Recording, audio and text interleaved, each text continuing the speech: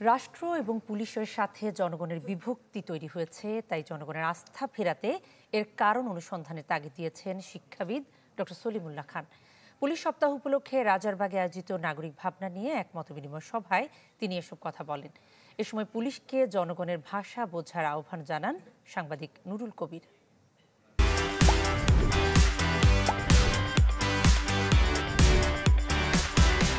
তাদের মূল্যবান সময় ব্যয় করে পুলিশ সপ্তাহ উপলক্ষে রাজারবাগে আয়োজিত নাগরিক ভাবনায় জনতার পুলিশ, নিরাপত্তা ও আস্থার বন্ধন শীর্ষক এই মতবিনিময় সভা,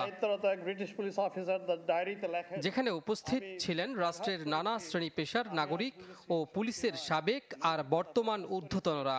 আমি আজ বুঝেছি শক্তি নয়। অনুষ্ঠানে উদ্বোধনী বক্তব্য রাখেন পুলিশ প্রধান, শুভেচ্ছা জানান অতিথিদের। শত ব্যস্ততার মাঝেও এই সকলকে তাদের মূল্যবান সময় ব্যয় করে এখানে আসার জন্য আন্তরিক ধন্যবাদ জানাই। পরে বক্তব্য রাখেন শিক্ষাবিদ ডক্টর সলিমুল্লাহ খান। বলেন, জনগণের সাথে একরকম দূরত্ব তৈরি হয়েছে পুলিশের, যা কমানো দরকার।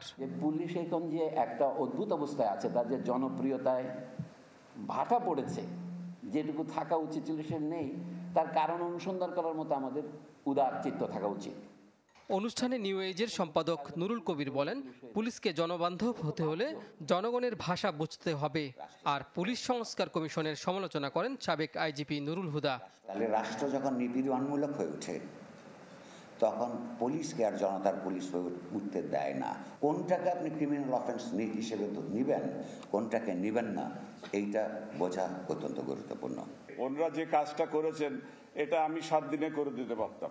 কমিশন বলছে যে এগুলো পরীক্ষা নিরীক্ষা দেয়, যখন নিরীক্ষা কথা উঠলে কিন্তু ভয় পাবেন। পরীক্ষাতেই শেষ হচ্ছে না, বলছে নিরীক্ষা দরকার। তো সব যদি পরীক্ষা নিরীক্ষাই দরকার, তাহলে এই কমিশনের দরকার ছিল কি? অনুষ্ঠানের শেষ দিকে বক্তব্য রাখেন সাবেক কয়েকজন আইজিপি ও অংশ নেওয়া অতিথিরা। কাজী ফয়সাল, চ্যানেল 24, ঢাকা।